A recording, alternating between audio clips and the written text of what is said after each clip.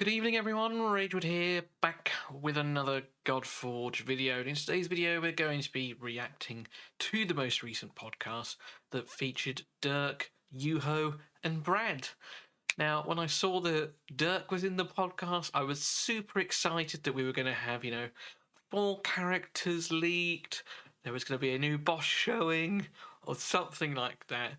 But unfortunately, someone's put a noose around that guy because everything was kept very, professional. But that does not mean that they didn't raise some interesting talking points. So I've got things written down on my little card in front of me as usual, and we'll take a look at it together. And then at the very end, we'll look at something that was dropped in Discord earlier that a little birdie told me about. So without further ado, let's get into it.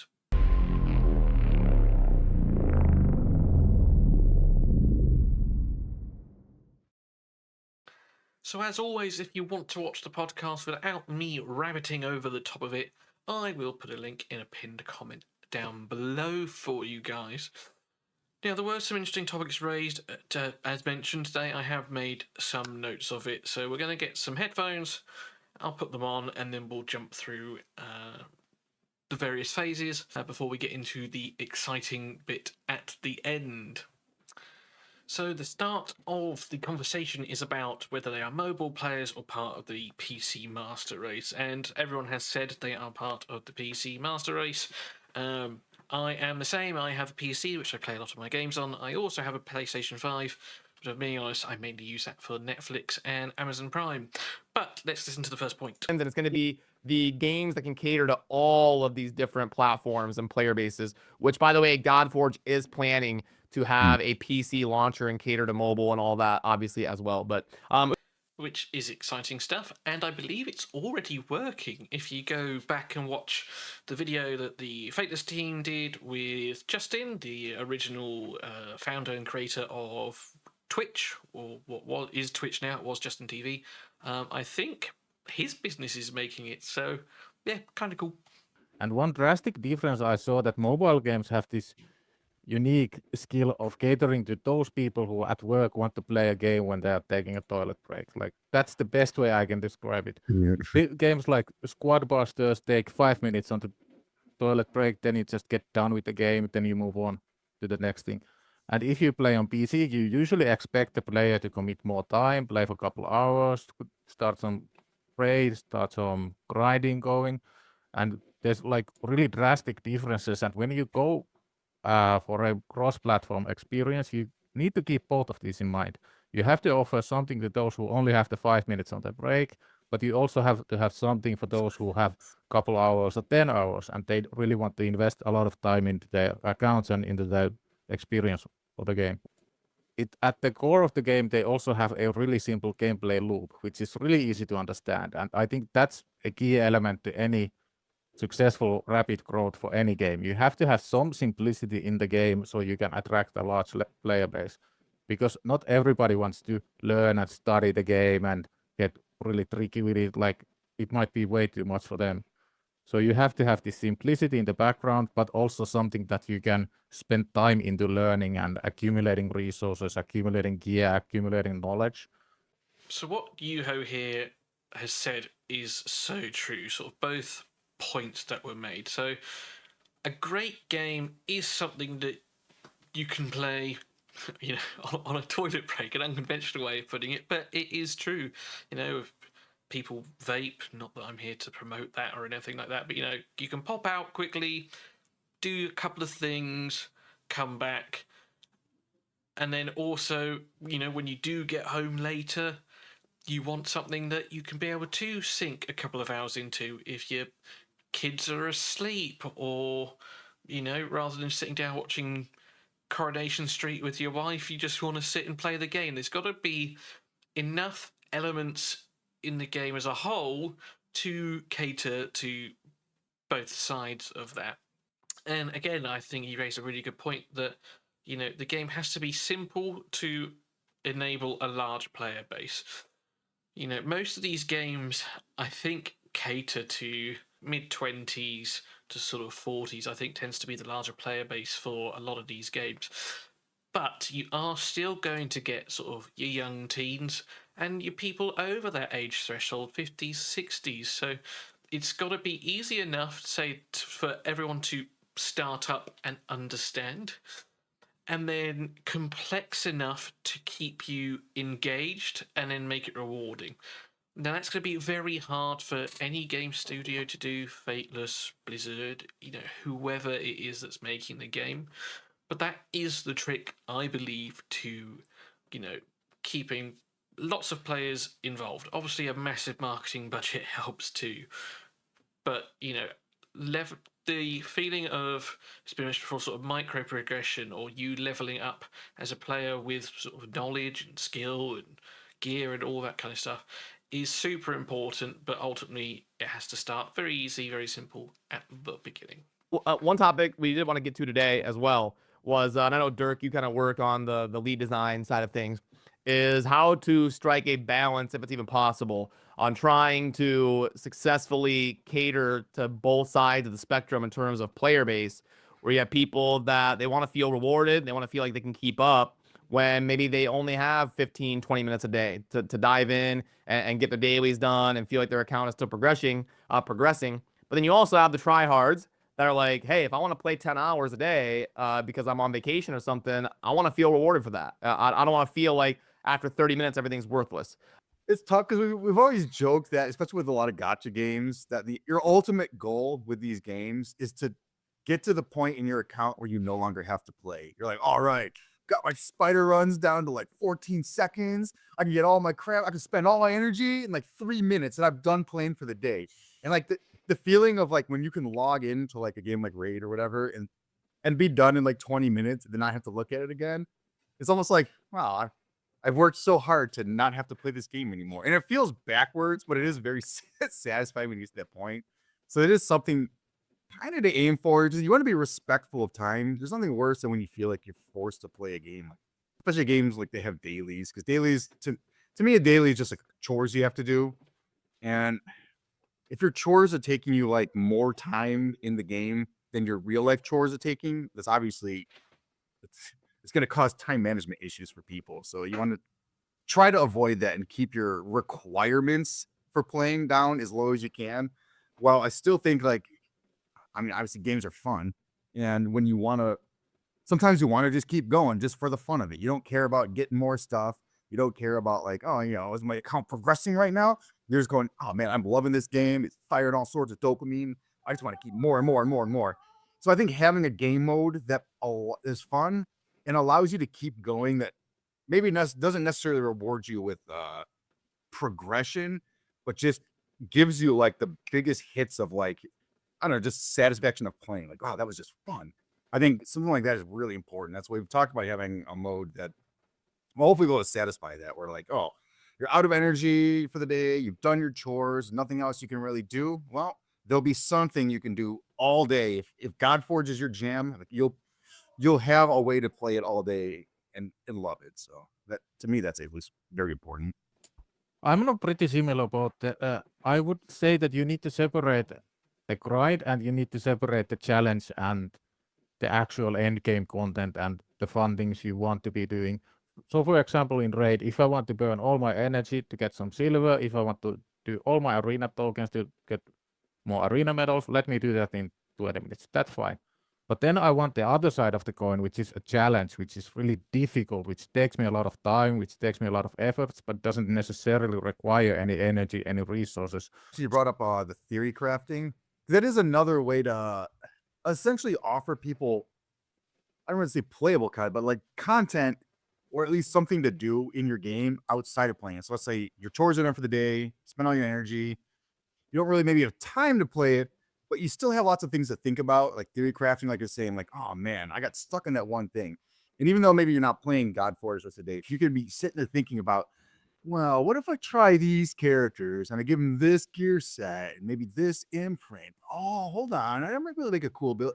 And that right there, I mean, you could spend hours maybe just like theory crafting, sort of just in your head, kind of playing them. When you do want to play it, you got something else to work towards. And like, yeah, I guess that's another really important thing is just giving people to think about in your games outside of playing it. That's like, I don't know, just compelling. So again, a few really good points brought up there. Now that is actually spread out over sort of 5 to 10 minutes. I've just chopped it up a little bit just to get to the key aspects, or at least that I believe. So firstly, it's impossible to please all the players. You know, the guy that only has 15 minutes of the day to the guy who wants to play for 10 hours, you're never going to keep both ends of that spectrum happy. You've got to try and find some sort of happy medium. But I do believe it's an impossible task. Now, does that mean you shouldn't work towards pleasing all of it? No, but you will always have people that are unhappy. That's just life. It's really funny that, yeah, the first thing Dirk said is, we all want to get to a point where we don't have to play the game, which seems really counterintuitive, but it is so true.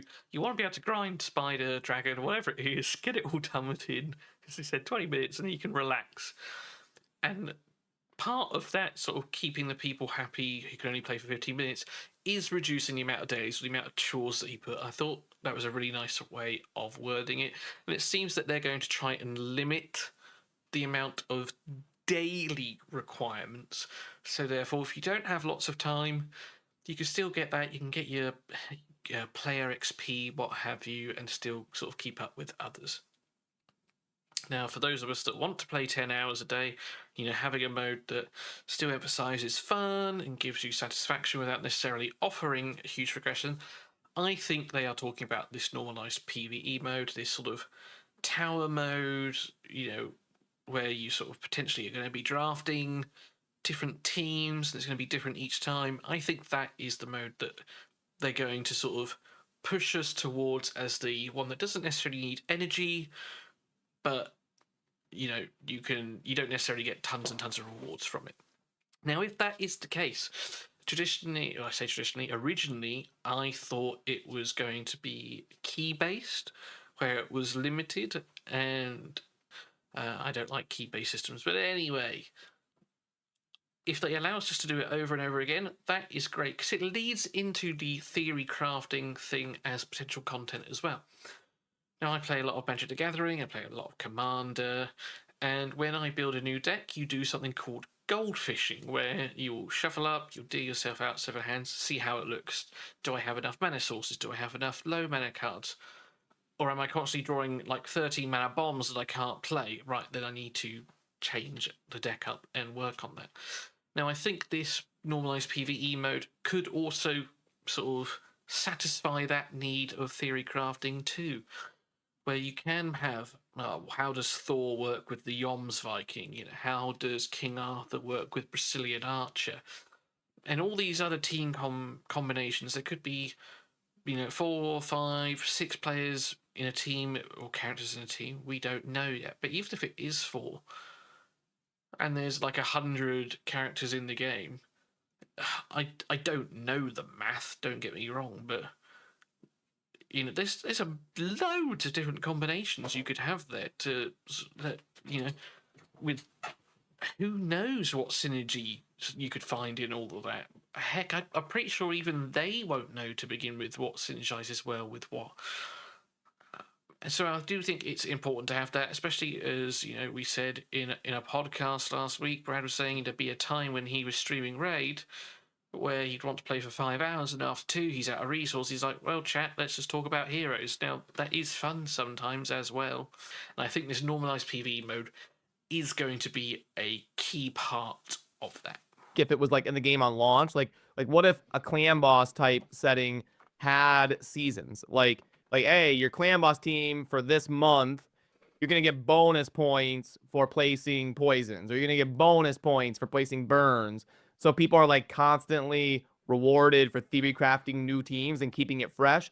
Or do you think people prefer, I want to work towards a clan boss team, and then when that's done, I'm done. And I just want to run that clan boss team for 3 years. Do you think players would like the seasons or not? Or should there be two separate bosses? How do you think that would kind of work, Dirk? Yeah, I mean, it is fun. Like when you pull a new hero that allows you to try a new strategy in clan boss. Like, I mean, the first time you get a man-eater, obviously, that's a big day for you. And there's a lot of other heroes that, besides unkillable, they enable new strategies. Clan boss is like a different beast, though, in the sense that, like, the amount of time you have to put into, like, making your team, because you gotta got to go into like the the nice I guess like clan boss, tool to try to speed tune and everything. Then actually like moving your gear around all your gear. Like it's a lot of effort to get that team set up. So usually once you get it set up, you don't want to mess with it for a while because last thing you want to have to do is like go into it and set everything up again. Especially because sometimes you mess something up. You're like, I thought this was working before. What am I doing wrong? And you realize there was like a decimal in your speed that you can't even see that's changed now. So it's little things like that. It is nice to be able to kind of lock it in, but yeah, I mean, it is something at least fun, like to have that meta shake up a bit. And I think Raid's done an okay job at that. Where the meta for clan boss, I mean, meta isn't like it's not competitive too much in sense that you're just trying to get the best rewards you can. But it started off with like the man of your teams, and then it's like, oh, that's yesterday's. Now it's all about big shields and all that. So it is fun to like have a new hero. You're like, oh, cool. Now I can get this guy and unlock this team. So you do definitely want to have heroes that'll enable the new strategies that get better and better and better and kind of keep it fresh for you. But I don't think you don't want to have that too often because I mean, how often would you want to change your clan boss team? I guess like imagine if there was like a weekly reset on this with like maybe like rules that you change from week to week that'll make different heroes more effective or different strategies more effective, and you had a re-speed tune nonstop. It would be very demanding, I think. Well, but that's a separate discussion. Is that a good thing or a bad thing? Like, do we want these like unkillable, tunable teams that are perfect down to the decimal, and then they just work all the time? Because Raid's address for that was adding in the Hydra, where there's certain mechanics where you can't really speed tune it because it's going to throw it off in certain ways. So here's my 2 cents, which no one asked for, but you're going to get anyway. So with Clan Boss, my experience, okay, now I've not played all the games in the world, but I think back to Dragonair when I hear seasons, whether Clan Boss should have seasons and is it good or bad. Personally, I like changing up how to beat a boss. As they've said, this comes down to ultimately Fateless' decision on whether they want, there to be an unkillable meta, a shield meta, even, Raid back in the day had just a counter attack. That's why Marta was so good. She brought attack down and counter attack, but that's by the by. But I liked it in Dragonair. Now, I think if you are going to do it again weekly, like Dirk said, is just not happening because it takes a lot of time to set your clan boss up to how you want it. I thought every 3 months was quite nice, although Dragonair didn't do it with the actual clan boss. They had an end of season boss, which changed all the time. Now, Dragonair, for all of its faults with testing and all that kind of stuff, that's one thing I really did like about it. It kept things fresh and exciting. That's my 2 cents on it. The actual clan boss itself, that's how I would do it, is have it like a separate boss, or you would just change it every 3 months. Now, Dragonair also brought in a sort of clan boss, sort of 2.0. I forget what they called it now, like madness mode, where you could select. It's, I think, 3 additional rules out of a possible 9 where you could be like, right, I want my poisons to do more damage this run, I want my defense heroes to do more challenge this run, and I want burns. So, and that was separate to the main clan boss, but it also allowed for change for people to use different things to enhance their experience or perhaps score higher. So I also think that was a pretty good thing that they did. I personally have say, the changing it up every so often, certainly not weekly. I think every 3 months, 6 months is fine. But I do get the argument for not doing it and then bringing out a new boss, like Brad said when Raid brought out Hydra. I think ultimately that will then come down to Fateless on what is more expensive, adapting what you've got currently or redesigning an entire new boss. And obviously, I cannot answer that. Is just giving bonuses for partaking, but not being forced. And I think a way that Raid used to do this was like they would do a dragon tournament, and it's like you can run your normal dragon team and get your points, but if you use all rares during this tournament, you're gonna get a bonus, like extra points per run. Do you think that's a good way to do it, Dirk, or does it kind of force people to feel like, Well, like now I'm not being rewarded though, because if I just run my normal team, I'm losing. Yeah, Or do you think yeah, it's a good thing because it rewards it? well, and yeah, any sort of like reward or bonus you're giving is still, in my mind, I don't know, as someone who tries to play like as efficiently as possible, and I think this is true for a lot of mobile players and like, people who play these games, that if there's any reward left on the table you didn't claim, like you missed out, and like it's gonna like gnaw it like at your soul. So you just anything that has any sort of bonus reward, in my mind, is mandatory. You must do it, and it just adds to your daily and weekly chores. And like again, you don't want those getting out of control. Again, my 2 cents on adding bonus rewards. I really like it. You know, as Brad mentioned, some people would be like, "Oh, well, I'm missing out on the bonus rewards because I'm not adapting my team." I don't think they're being punished by doing that because you're not taking away the original reward. You're still getting your stuff. But for those who want that added layer of difficulty and are willing to put in the time to use all commons, all rares, or whatever it might be, they should be rewarded for the extra work. And you know that's okay too. Now, if you've only got 25 minutes to play and you don't have time to adapt your team, then you know that's fine. You're not missing out. Like, it will feel like it because, oh, I'm not getting the extra 25 million silver, whatever it is, but you're still getting your regular rewards. You're not missing out. And if you are able to put a better team together or a different team together to meet those criterias, I do think you should be rewarded for it. If that in Raids, they've got a new Spider tournament coming up for teacups. I don't think I'm going to be able to do it on my free to play, but I'll give it a go. I have a Kale, Dark Elves are in there, so yeah, why not? And if I can get those extra rewards, sure, it will be good. So yeah, I am all for throwing in extra rewards or having separate tournaments of rare only or, you know, Olympus faction only, Saber epics specifically, whatever it might be, I'm all for it. But I do think the way that at least in my opinion, that feels the best is like leaderboard contests, stuff that were people who are really dedicated can look at the leaderboard and go, you know, I got a shot at this. If what if I can do this like special requirement. Oh, he's doing this kind of damage. And you get to build a special team this way. Like, I think I can do this. And then you want to go for those like high results on a leaderboard and then get a special bonus that way. That's better because then you don't feel as obligated to do it, because it's easy to look at a leaderboard and go like, well, that's not for me. No matter what, I'm not going to get this. So it's not like you just kind of like don't put it in your daily chore list because it's kind of out of reach anyways. That's for whales or whatever. But obviously you don't want it to only be for whales, but it's for people who, I don't know, just they have the resources and dedication to want to change the teams around and you know, really compete to have the best team there. Do you think 100 people, they're gonna feel like, okay, well, I'm not gonna beat 100? Yeah, especially a Like- global leaderboard. When you look at like Yeah. a global leaderboard in the top 30 people have all spent like, I don't know, it just feels like $1 million. You're like, how the hell do you have so many points? You're like, what?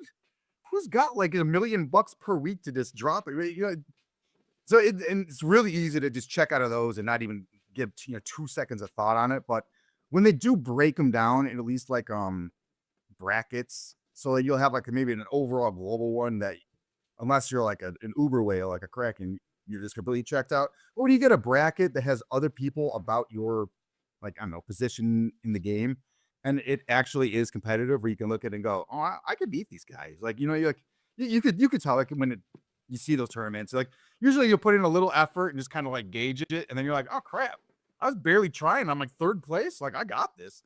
Those are the, yeah, I think as long as you do a good job breaking it down into like subgroups for everyone to like have a fair shot at competing, then you feel like if you want to, you can do it, but it still doesn't feel mandatory, because it's like, well, you know, like, as long as you have that, like, not deniability, but the ability to just kind of say like, I wasn't going to win anyways, and you don't feel like you missed out, because it was never an option for me in the first What do you place. guys think would be the proper, like, obviously there's always going to be like a global leaderboard and then a sub leaderboard for like events and tournaments. And a lot of games will default to like 100 or 1,000 for these like sub leaderboards. What do you guys think would be the proper route for Godforge to go if we have like a dungeon running tournament or whatever? Do you think it'd be like 10? Is that too small? But it would feel at least super realistic for a player to win. Or do we go like 50, 100? And Yuho, we'll start with you this time. I'm not really sure there's a right number. I think there's a right way to reward players who actively take part, and I think that's the bigger focus. If you have 100 players on a leaderboard or 1,000 players, and you reward the top 3 guys, then you instantly cut out like 80% of the people who, because they acknowledge they won't get the top prize, they won't even get to the top 3. I don't want to tell you how to do maths, but out of 1,000 people, when only 3 are getting rewarded, it's not 80% that are missing out. It's 99.7 people that are missing out. So they won't even take part. So maybe it's somewhere between an ELO system where your rank is somewhat based on your previous performance, and somewhere between your account level and your account strength. Like if I have 10 million player power, I shouldn't probably be in the same tournament as the guy with 80 million player power, because that creates that power gap between the placement, that the guy with 80 million player power, they have access to more resources, they have access to more powerful champions, more powerful gear, so they will always take the top spot. So it will always demotivate the little guys from competing.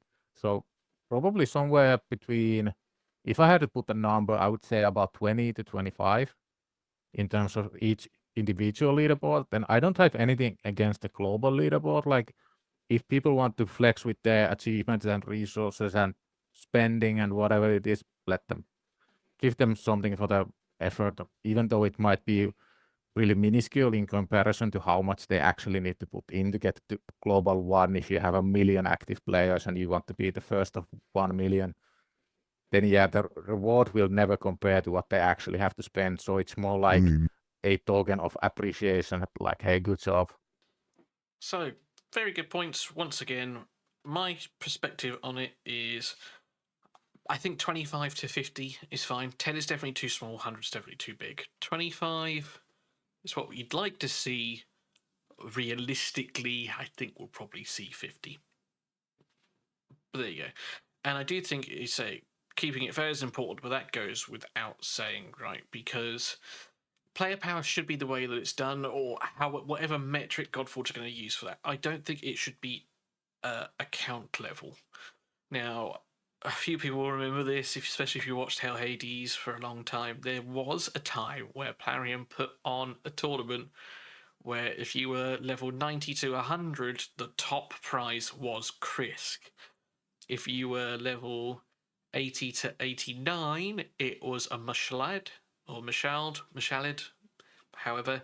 And then the next one down was another hero, and then beneath that it was like epics and things like that.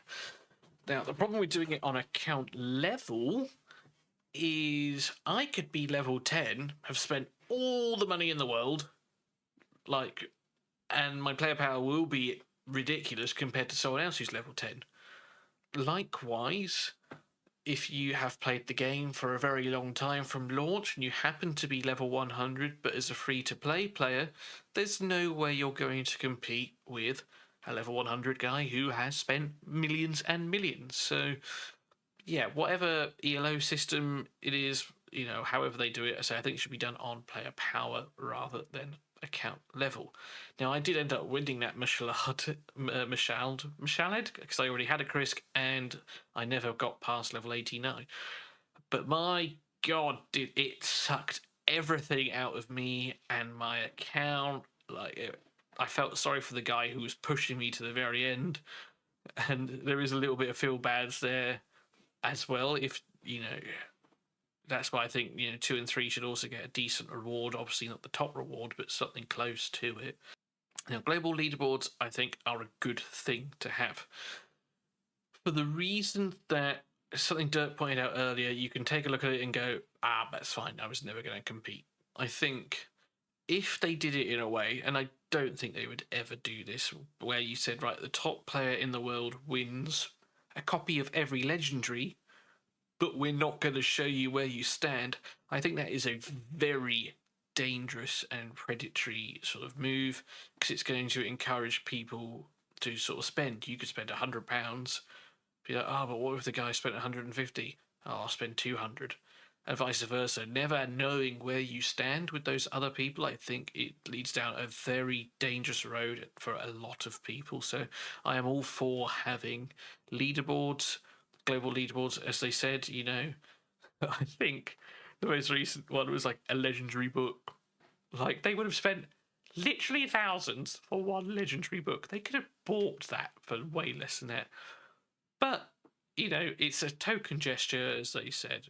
Maybe they get an avatar frame or something in the future. Who knows? But, yeah, all 4 leaderboards. 25 would be my ideal.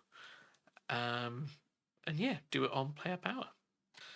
So the last bit I'm not actually going to play, but they were talking about sort of custom player hosted events and that kind of thing. Actually, as you can see along the bottom there, they were saying that Ben was saying it would have been awesome if there was a way that he could host some sort of custom tournament when he was on stream and to get encouraging community engagement. And I think that is a brilliant idea. However, I think it is going to be very hard to implement in practice.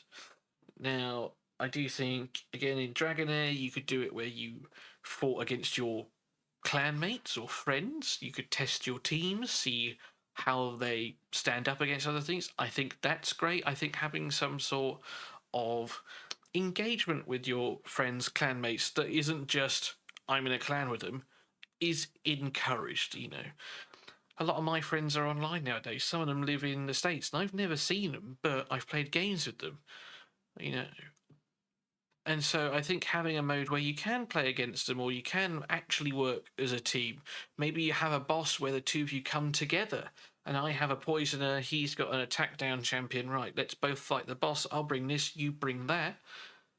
Almost like a City of Sintranos, but the other way around, where they have sort of the Spider and the Fire Knight. Well, actually, you bring 2 players together. Again, Dragonair did it with sort of like a weekly thing. You had to kill Berengar. I like that kind of having some sort of mode where you can come together as a team and just have fun. I think having custom player hosted events and things like that, again, really good.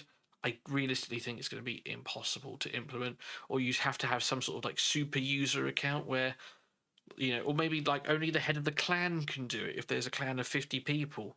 I don't think every person will be able to do it, and I don't think every person should be able to do it. Well, that's right, actually. Like, you should be able to play with your friends, but say if there is another mode that allows you to still do that, then I don't think every account needs to be able to host custom tournaments. Anyway, that's my spiel on the podcast for today. It's probably already dragged on for way too long, but we're going to take a look at one last thing that appeared in the Discord this evening whilst I was at work. So I was at work, and then a little birdie told me that I should be checking out the Discord like right now. So I was like, right, okay, let's go do that. Thank you to the person that did that. You know who you are, and I do appreciate everything that you do. With that in mind, this was the picture. So Simon was just messing around, creating Fateless Man that we see here.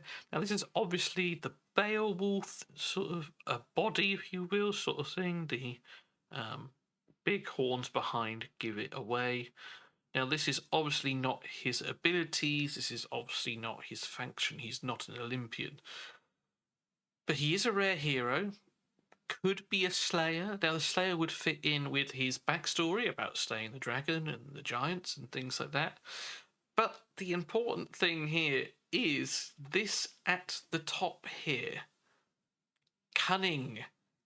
Now, it's only a little thing, but it is the 3rd affinity name that we officially know of. Now, the Void affinity, I've got Void on my website because it was written on a concept art for Dagonet. It was written at the top. It said that he was a Void character, but we've not actually seen anything in game outside of that, so yet to be determined if they are called Void.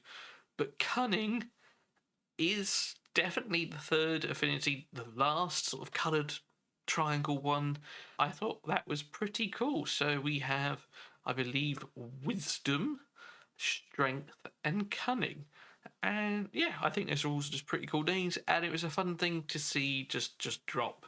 So if you are not in the Discord, this is a reason to join more than anything, just the occasional thing that gets thrown around.